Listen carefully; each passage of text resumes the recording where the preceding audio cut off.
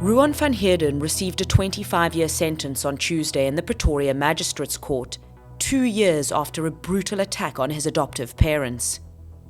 His mother, Magda van Heerden, succumbed to her injuries months later in hospital after she was stabbed 36 times by her son.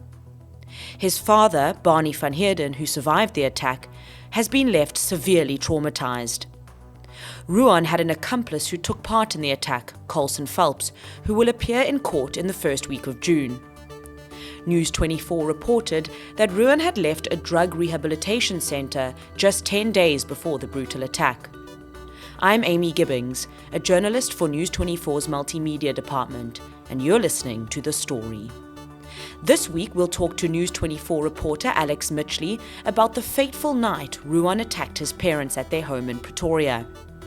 We'll then hear from criminologist Professor Christiaan Besadenhout, who will discuss the nature of this crime and the phenomenon of parricide, when a child murders their mother or father. You're listening to The Story. It's a podcast by News 24. We'll speak to journalists and experts about the week's biggest story. This is what we saw, heard, and uncovered this week. Alex, thank you for joining us today. Can you run through the details of the night Ruan decided to attack his parents and what might have led up to this horrific incident? On the night of the attack, it's understood that Ruan's parents thought he was out with his girlfriend. At about 11 o'clock in the evening, Ruan came home with his friend. He then proceeded to the kitchen, and at the time, Ruan's mother was sitting in the living room and his father was already sleeping in the bedroom. He then proceeded to the kitchen where he got a knife, and he obviously came back into the living room. At that time, according to his plea statement, his friend had gone into his father's bedroom. Ruan then stabbed his mother 36 times, while simultaneously his friend Carlson Phelps was allegedly in his father's bedroom where he beat Ruan's father with a golf club. It is then understood that Ruan later entered the bedroom where he also stabbed his father. Thereafter, they stole a bunch of things from the house: cigarettes, car keys, cash, wallets, a cell phone, and Ruan then obviously made off in one of the vehicles. And we had reported right in the beginning of the case that that vehicle was found abandoned somewhere in Tembisa. And Ruan allegedly then paid for an Uber trip all the way to Aliwal North in the Free State, 600 odd kilometer Uber trip, and that's where he was actually caught and arrested. I read somewhere in one of your articles that he had an altercation with his mother earlier on in the day. Can you just talk a bit about that? At the time of the incident, he had just gotten home. He had just finished another stint in a drug rehab facility. He said that he was dependent on a drug known as cat. And on the day in question, it appears that he had tried to steal $200 from his father's wallet. And his mother obviously reprimanded him for doing so. And in his plea statement, he essentially says, or essentially infers, that it was because of that he wanted to carry out this deed. Or he, in fact, rather says that it was because of that, and he said that in that drug rehab stint, the manager of the rehabilitation center apparently said no, his parents are going to give him up for adoption again, and this obviously made him quite angry. So that, coupled with the reprimand, he claimed that he wanted to scare his parents. But of course, we know that he did not have any intention of scaring his parents. Instead, they were brutally attacked. Is there any truth to his parents wanting to give him up for adoption? He clearly was a troubled child, and they were maybe distressed and didn't know what to do. Is there truth in that statement? And is it appropriate for the manager of the facility to have shared information like that? Well, look, this is what was contained in his plea statement. So the veracity of those allegations were obviously not tested in court. So it's not for me to say whether or not the manager said that. However, I find it hard to believe that the manager may have said that, or that the parents would have said that, given that he's also already 18 at the time. So he's already legally an adult, so there wouldn't have been a legal process to give him up for adoption, as it were. For all intents and purposes, if the parents didn't want him around, they could have kicked him out the house. I don't believe they would have had any sort of legal responsibility over him at that point, or to keep looking after him at that point. I also remember reading that his father thinks that he had stolen keys off his mother's keychain because at this point he didn't even have keys into their home. Look, obviously he had a history of causing trouble, but also it's very apparent that both his parents were trying to help him. And that's apparent by the fact that they were paying and sending him to these rehabilitation centres, and that they hadn't kicked him out of the house until that point either. But given that he had a history of trouble, it does appear that he wasn't given a set of house keys. Perhaps that was so the parents could monitor his coming and leaving, or whatever the case may be. But in his father's victim impact statement, he said he believes that the crime was premeditated, that Ruan had planned this, as earlier that day he had obviously taken a set of keys to be able to enter the house when he wanted to.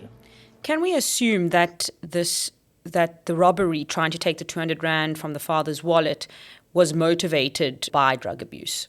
I definitely think that was at least his parents' assumption. I imagine they must have assumed that's why he would have stolen the money. What else would he have used the money for? So, he obviously wanted to take the money, whether it would have been for drug abuse or, buying drugs from a dealer, or whether it was to go drink alcohol or whatever the case was. He obviously had certain intentions in mind when he took the money. It is obviously difficult just to assume what he wanted the money for, but we do know that even whilst the trial was pending, that he was also sent to another rehab where he was caught with marijuana whilst inside the rehab. So, if one had to assume, then one could assume that the stint he did before he murdered his mother was probably not successful, given that he was then caught again 2 years later within a treatment facility. Do we know the nature of Ruan and his co-accused Carlson's relationship? No, not much of that was ever divulged during court proceedings. We just know that they're friends.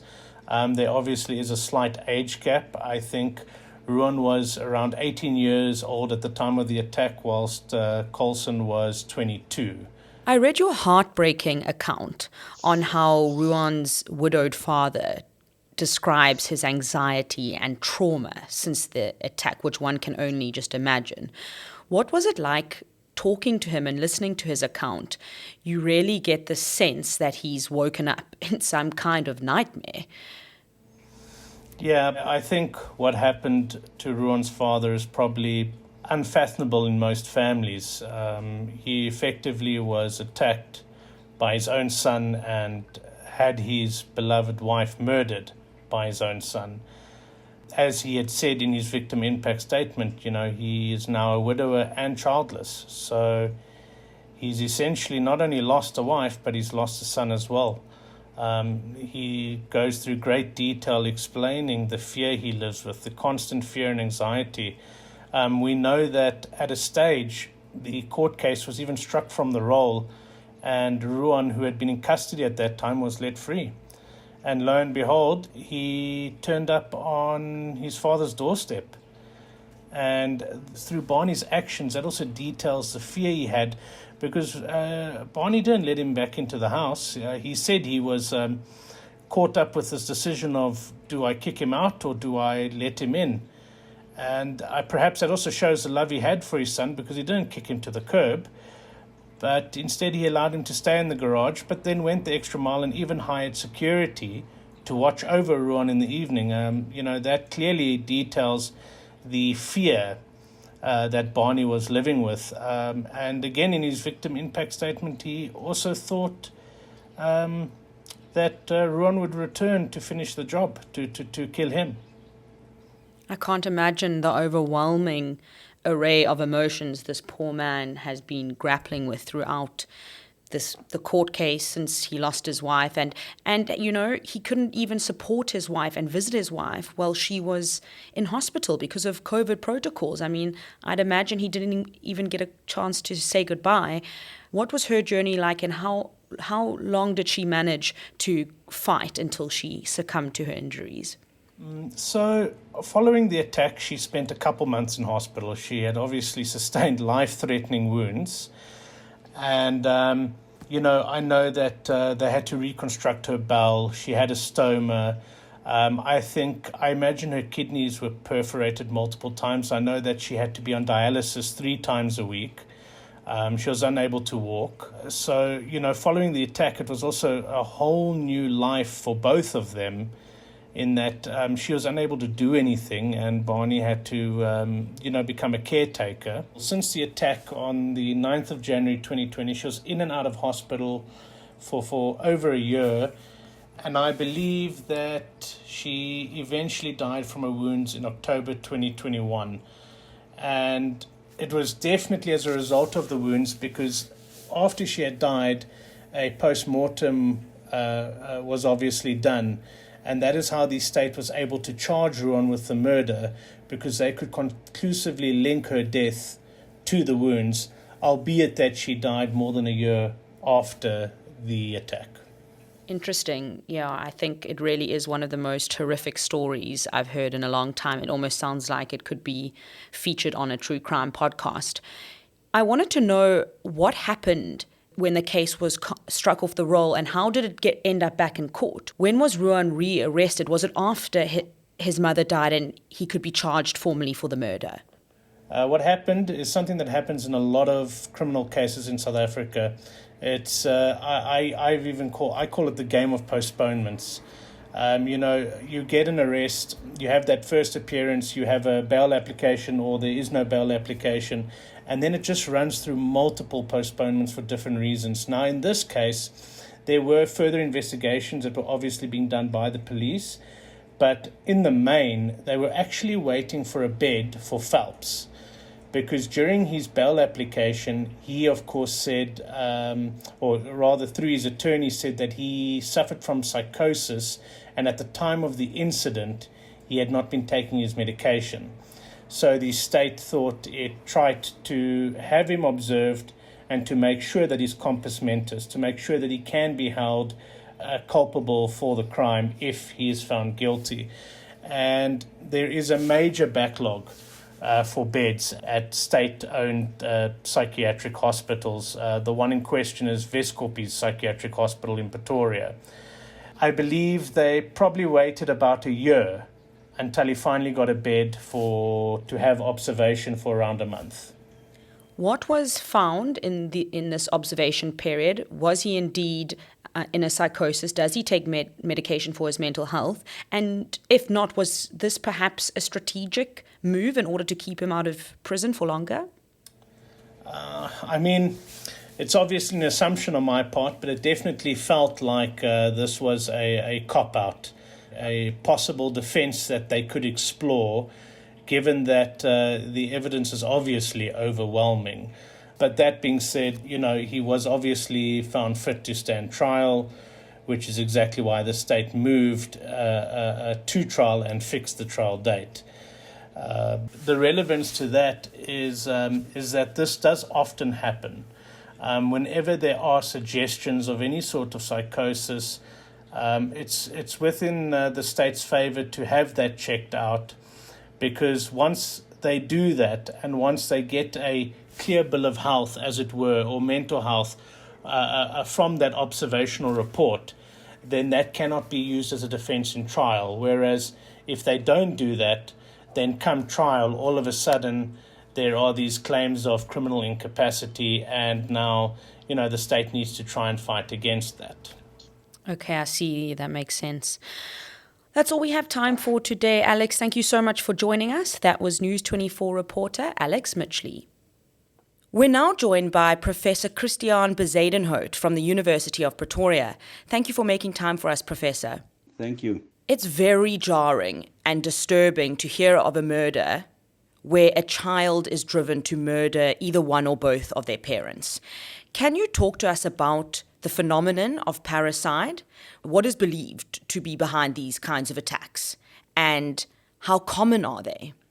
Okay, Amy, yes, it's a very complex phenomena. It's not only taking place in South Africa. This is a global phenomena.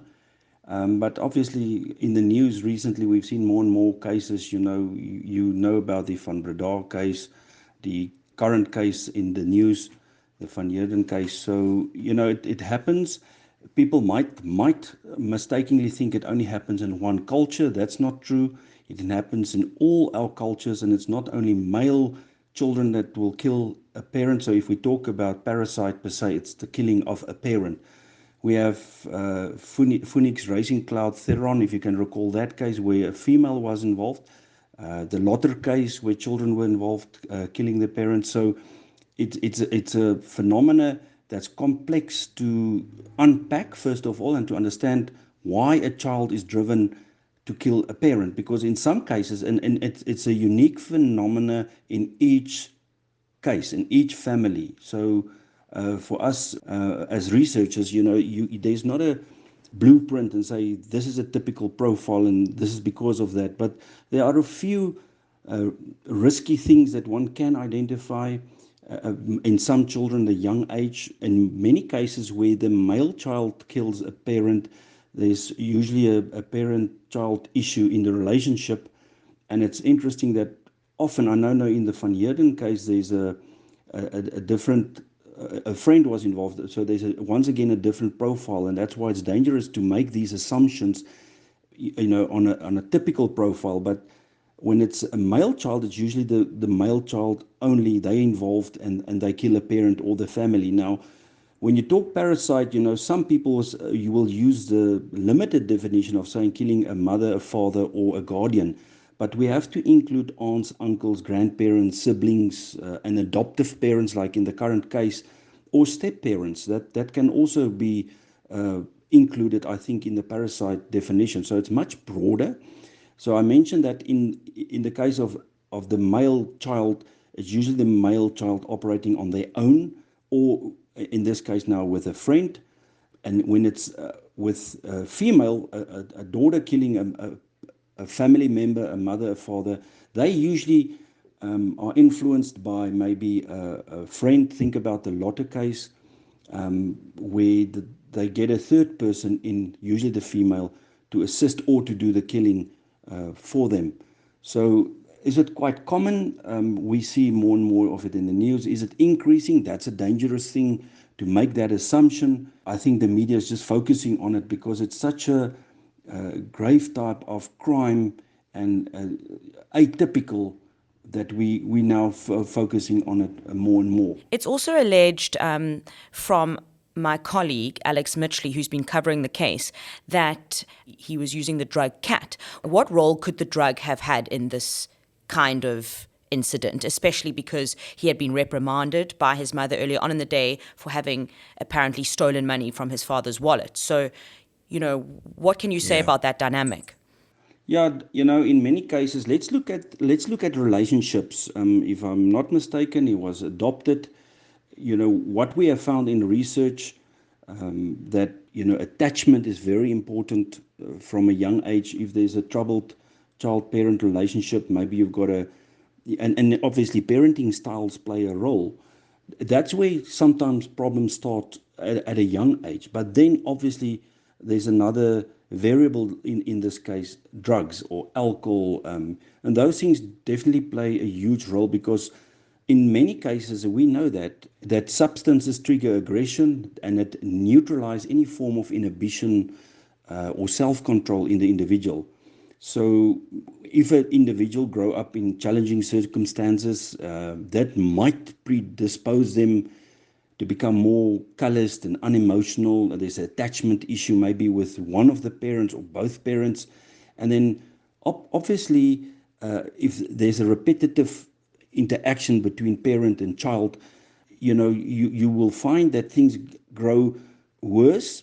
Sometimes children are old enough to leave their family situation, but unfortunately in some situations, the drugs contribute to them and obviously influencing their self-regulatory behavior, and that, the inhibitions are gone. They make a decision. That's often the when a friend is also involved, they will sit down, they will discuss the issue, and they'll plan it. And if you look at Ruan's case, it appears that they planned, and there was some intention. The way it happened, because she reprimanded him earlier that day for stealing money from the wallet.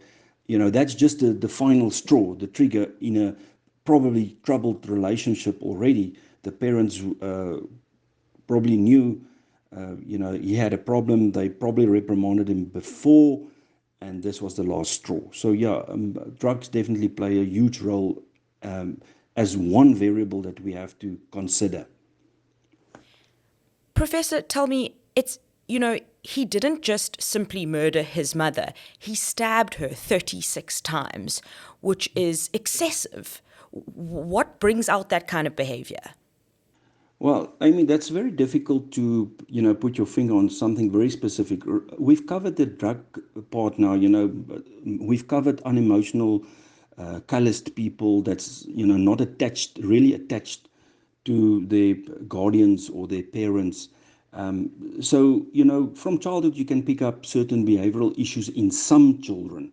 Now, what we have found in research, for example, in one study on narcissism, that in all the cases of the narcissistic murderer, in other words, when their ego or their personality is attacked in some way or hurt in some way, they overkill. Now, when we refer to an overkill, is when you stab someone 50 times or 30 times and you beat them up, and you really try and destroy that individual or the source of the pain, and that narcissistic event, the explosion that takes place. As I've mentioned earlier, let's hope in this case now there was this one variable. It's the drugs, and it influenced people, and rehabilitation will help. Obviously, we can never fathom the emotional damage, but what if a person have either a personality disorder like psychopathy, or they might have a mental disorder like narcissism, or another comorbid, maybe paranoid schizophrenia or something. Those things are extremely difficult to rehabilitate in a correctional facility.